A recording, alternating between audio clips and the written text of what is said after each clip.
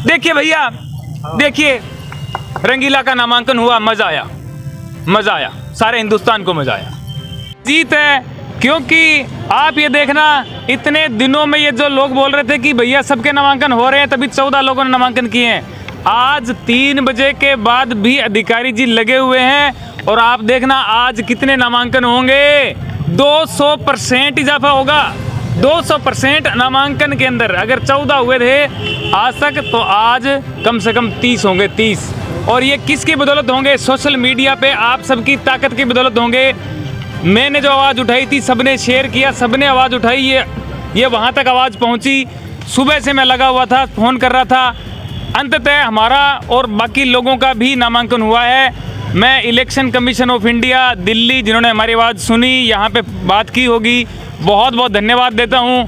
धन्यवाद देता हूँ हमारे सर का, इतना इन्होंने सहयोग किया, और हमारी पूरी टीम का धन्यवाद, और सोशल मीडिया पे जितने लोग हैं आप सबका धन्यवाद।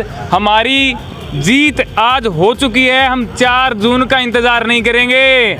जितना हम लड़े हैं हमारी जीत हो चुकी है, हो चुकी है।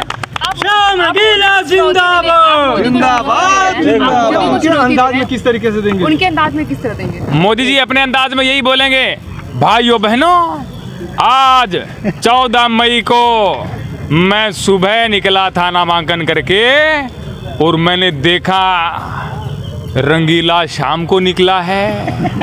अरे भैया, मैंने तो टाइम टू टाइम नामांकन किया था, ये रंगीला ने तो 3 बजे के बाद किया है। तो इस बात के लिए मैं बहुत बहुत धन्यवाद अधिकारियों का, जितने हमारे यहाँ पे पुलिस के अधिकारी लगे हुए थे, अंदर अधिकारी हैं, सबका धन्यवाद करूँगा, क्योंकि उनकी अपनी मजबूरी है, उनकी अपनी सीमाएं हैं, वो जहाँ जितना उन्होंने सहयोग किया हमारा कर सकते थे।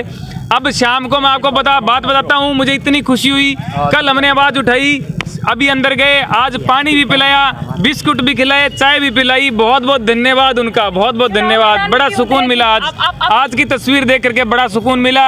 मैंने कहा कितने लोग हैं सीधा चले जाते हैं, बाहर चले जाते हैं। हमने आवाज़ उठाई, सोशल मीडिया पे इतना ट्रेंडिंग कराया, ट्विटर पे ट्रेंड हो रहा था, कल से अखबारों में छपा, हर लोगों ने दिखाया।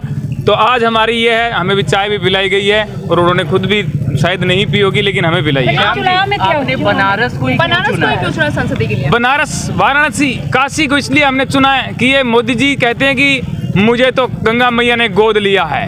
तो मैंने कहा क्यों भैया, आपको ही ले सकते हैं। अब मुझे भी गंगा मैया ने गोद लिया है, और बाकी लोगों को भी गोद लिया है। हम गोदी से क्या जैसे निकलने वाले थोड़ी हैं। क्या लगता है आपको 10 साल के वर्चस्व में अभी क्या बाकी रह गया जो आपको करना चाहिए? देखिए, अब जो है हमारा प्लान यही है। अब तक हमारी लड़ाई ये थी कि पहले हमारा नामांकन हो, अब हमारी लड़ाई ये है कि जितने दिन हमें मिलते हैं उसमें हम यही सब बातें करेंगे। मैंने सुबह से कुछ खाया पिया नहीं है, मैं वहाँ पे एकदम मतलब ऐसे फील तो बहुत बढ़िया कर रहा था, लेकिन मुझे यूँ था कि कोई 2-4 कोई केले वेले खिला दे कुछ, तो मैं अगले दिन तक खड़ा रहूँगा यहाँ पे। लेकिन अब जो है मैं यही कहना चाहूँगा कि मैं सबसे पहले कुछ खाऊंगा पीऊँगा, ठीक है, क्योंकि मैं 3 दिन से बहुत ज़्यादा टेंशन में हूँ। अब मुझे बहुत सुकून और बहुत खुशी है मुझे। बनारस में किस तरीके से प्रचार प्रसार करेंगे? लंबा जो क्षेत्र है यहाँ पे, और इसके साथ साथ अगर देखा जाए तो आधे दर्जन से ज़्यादा मिनिस्टर आए थे आज इनके साथ, जो है सेंट्रल के जो थे, तो कैसे करें? सर, सेंट्रल मिनिस्टर जो आए थे, मोदी जी आए थे, उनके लिए कैसे एक परिंदा भी पर नहीं मार सकता था। हम यहाँ पे घूम रहे हैं, लोग भी घूम रहे हैं, जा रहे हैं, आ रहे हैं। हमारे लिए जो है ताकत जो हमने दिखाई थी ना, वो सोशल मीडिया पे दिखाई थी, तो आप सब लोगों का सहयोग था। अभी भी हमें सोशल मीडिया से बहुत सारे लोग ताकत देंगे, और हम यहाँ पे लड़ेंगे, और सिर्फ उसकी वजह से यहाँ पे जो लड़ाई होगी वो पूरा देश देखेगा। बस यही हम। रंगीला जी, 10 साल के वर्चस्व में क्या आपको लगता है कि भाजपा से क्या ऐसा छूट गया जो आपको करना चाहिए वाराणसी में? देखिए, वाराणसी में तो हम बहुत सारी चीज़ें जानेंगे। पूरे देश में बहुत कुछ हुआ है 10 सालों में। 10 सालों में बदलाव जो आप देख रहे हो, 10 साल पहले मैं उनके सपोर्ट में था, और 10 साल बाद मैं उनके विरोध में हूँ। तो बहुत सारी चीज़ें इस पे विस्तार से बात करेंगे, बहुत टाइम लगेगा इस पे बात करने बैठेंगे, तो ये 1 मिनट में बात सल्ट रहेगी, खत्म नहीं होगी। काशी की जनता को क्या कहना चाहेंगे वोटिंग को लेकर? अंदाज में कुछ कहिए। वोटिंग को लेकर तो यही कहूँगा, भाइयों बहनों, आज से ये तय हो गया कि 1 जून को आपको वोटिंग मशीन में बहुत सारे ऑप्शन मिलने वाले हैं। ये मेरी नहीं, श्याम रंगीला की गारंटी है।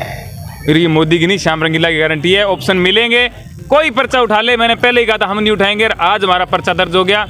अब जो है कुछ भी होता है 2-4 दिन बाद जब एकदम कन्फर्म हो जाएगा, उसके बाद कन्फर्म होने के बाद चुनाव चिन्ह आने के बाद एकदम हम जी जान से लगेंगे। अच्छा, अभी भी हमें जो है ना एक कदम अभी भी हम पीछे हैं। अभी भी बहुत सारी चीज़ें, वो एक डेट है कि हाँ भाई इस तारीख को जो है एकदम कन्फर्म हो जाएगा, उस तब तक का इंतज़ार करते हैं, उसके बाद लगेंगे। मोदी जी कभी मीडिया से बात नहीं करते, इस तरह से आप बात करते रहेंगे या?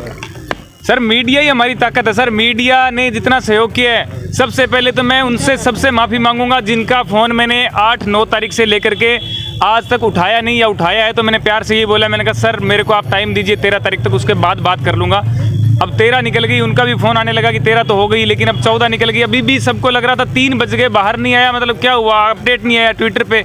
लोगों को मैसेज आ रहे होंगे, लेकिन उनको पता चलेगा कि बाहर जो निकला श्याम रंगीला तो 5:30-6 बजे निकला, और इसका भी क्या रीज़न था कि वहाँ पे नामांकन चल रहा था 2.5 घंटे तक। तो ये जो चीज़ है, ये आप सबका ही प्यार है, और आप सबसे रूबरू होते ही रहेंगे, ये तो उसमें कोई डाउट नहीं है। एक और सवाल रहा आपसे। काफ़ी लोग आए थे दूर दराज से नॉमिनेशन करने के लिए, देश के कोने कोने से लोग आए थे और नॉमिनेशन नहीं हो पाया, दुखियों के लोग चले गए हैं। तो क्या ऐसे लोगों से कुछ आप अपने लिए पक्ष में? सर मैं उनकी ताकत बन के ही खड़ा था, 2 दिन से उन्हीं की ताकत बन के खड़ा था। मैं यहाँ से चला जाता, कॉमेडी में वापस लग जाता, कुछ नहीं निकलना था। मैं उनकी ताकत मैंने खुद में महसूस की, मैंने कहा इनकी ताकत बन के मैंने उनकी बात की। मैंने ऐसे बोला ही नहीं कि मेरा पर्चा खारिज कर दिया है, मेरा पर्चा नहीं ले रहे। मैंने कहा किसी का नहीं ले रहे, मेरे समेत किसी का नहीं ले रहे। मैंने सबकी आवाज़ उठाई।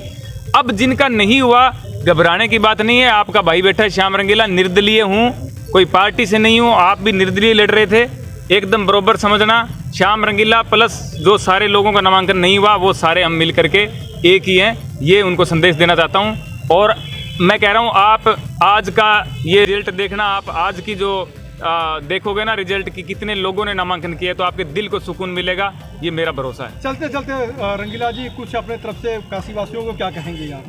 देखिए अभी जो है एक अंदाज में मैं और कहूँगा, देखिए भैया, देखिए रंगीला का नामांकन हुआ, मज़ा आया, सारे हिंदुस्तान को मज़ा आया। और जाते जाते यही कहूँगा कि बहुत बहुत धन्यवाद आपके सबके सहयोग के लिए। क्योंकि अभी जो बोला है उससे एक नया क्वेश्चन आ रहा है, आप बड़ी तेजी से एनडीए से इंडिया की ओर बढ़ गए, कोई मैसेज तो इसके नहीं, मैं चलते चलते बराक ओबामा की तरफ भी बढ़ जाता हूँ, ठीक है? तो इस पे आप मत जाइएगा। आप इंडिया की तरफ बढ़ते दिख रहे हैं। जैसे नामांकन हुआ, नामांकन से पहले केवल एनडीए आप में दिखता था, अभी इंडिया दिखने लगा, राहुल गांधी दिखने लगा। नहीं, मैं कह रहा हूँ ना, मैं चलते चलते कुछ भी बोल देता हूँ। मैं किसी ऐसी भाषा निकाल दूंगा जो कोई आप पार्टी नहीं समझ पाओगे, तो उसके अंदर आप पार्टियों में मत जाइए। पार्टियों में बाद में जाएंगे, बहुत टाइम पड़ा, अभी खुशी का माहौल है, जीत का जश्न मनाने दो। जीत गए, भारत माता की, भारत माता की। Please follow us on our social pages and stay updated with your daily news.